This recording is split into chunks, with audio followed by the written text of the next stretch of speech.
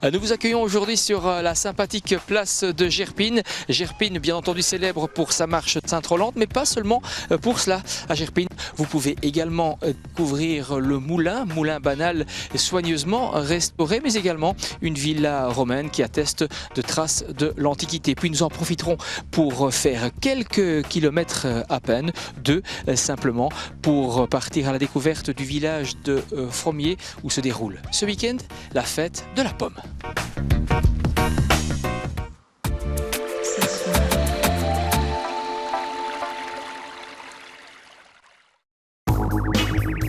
Le bourg de Gerpine a joué un rôle important dès l'Antiquité. La découverte à la fin du 19e siècle des vestiges d'une villa romaine en atteste. Mais Gerpine, c'est aussi le berceau des marches de l'Entre-Sambre-et-Meuse et l'un des plus grands pèlerinages en Wallonie. Le riche passé de ce bourg a constitué un terreau fertile pour l'implantation d'un moulin à eau. Mais tout ne fait pas farine au moulin H2O de Gerpine. Il fait aussi de l'électricité.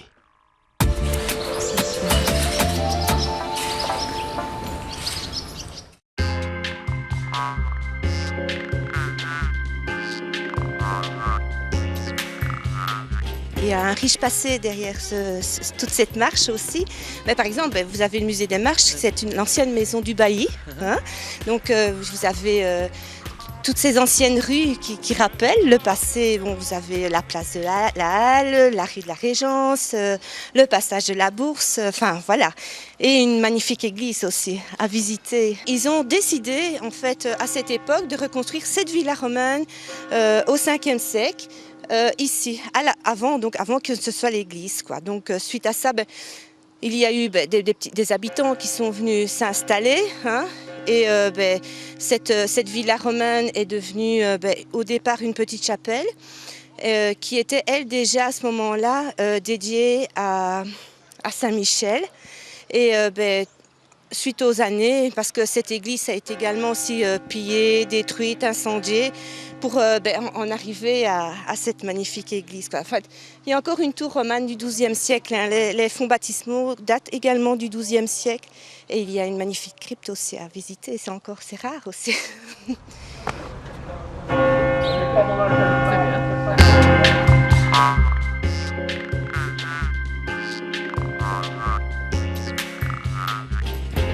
Une villa romaine du IIIe siècle. Hein. On pense, vu les petites niches qu'on peut apercevoir, on y déposait certainement les petites urnes funéraires à cette époque.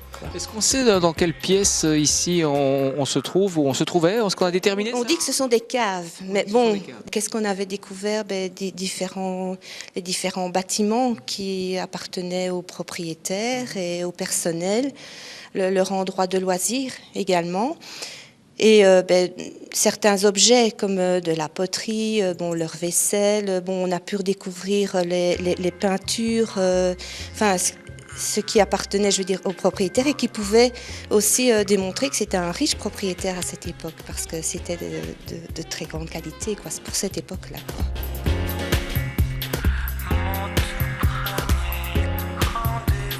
Il faut savoir qu'au Moyen-Âge, ce moulin avait un rayonnement particulier, en ce sens qu'un ban avait été conclu entre les autorités locales et le meunier, imposant aux manants de faire moudre le grain par le meunier en question.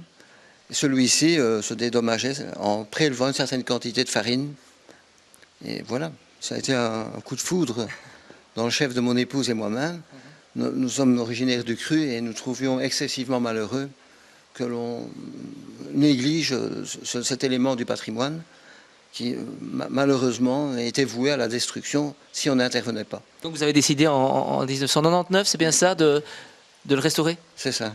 Alors il a fallu le temps parce qu'on ne trouvait pas d'entrepreneurs qui pratiquaient des prix raisonnables, pas de subsides non plus. Il peut toujours tourner, il produit de la farine, parce que le 3e vendredi de chaque mois, il y a une séance de mouture de grains, avec vente directe de la farine aux consommateurs. Et alors, on peut aussi fabriquer l'électricité.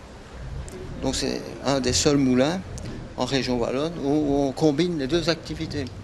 Donc électricité, consommation d'électricité, production d'électricité plus exactement, et mouture du grain.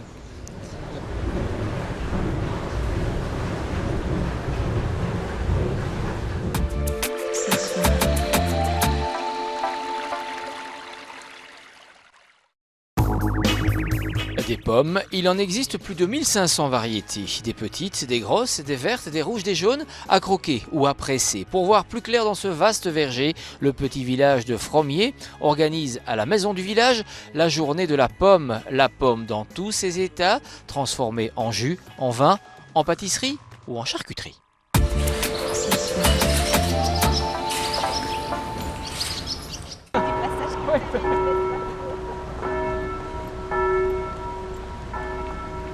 Les visiteurs auront la possibilité de faire presser leurs propres pommes et la mise en bouteille également.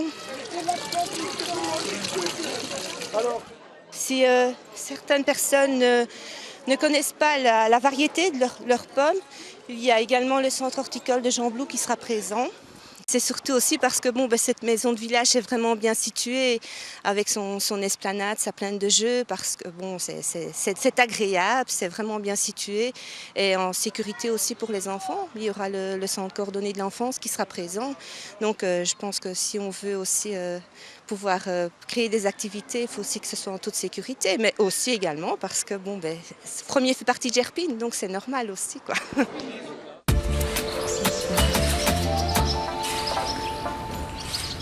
La manade de Collarmont organise une journée western le dimanche 17 octobre. Une journée western avec des chevaux Camargue, n'est-ce pas une aberration?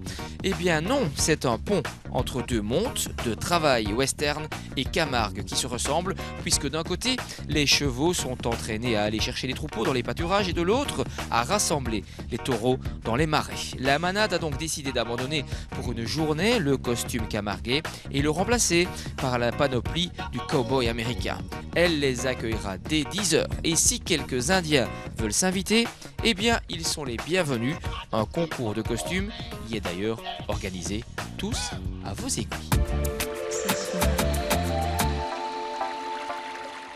Nous aborderons le thème de la pierre bleue la semaine prochaine selon vos envies. Et qui dit pierre bleue dit bien entendu Soigny. Petite visite donc à Soigny où nous évoquerons également une fête dont les origines remontent au XVIIIe siècle, la fête de la Saint-Pélour ou plutôt Mononcle Saint-Pélour. Je ne vous en dis pas plus. À très bientôt.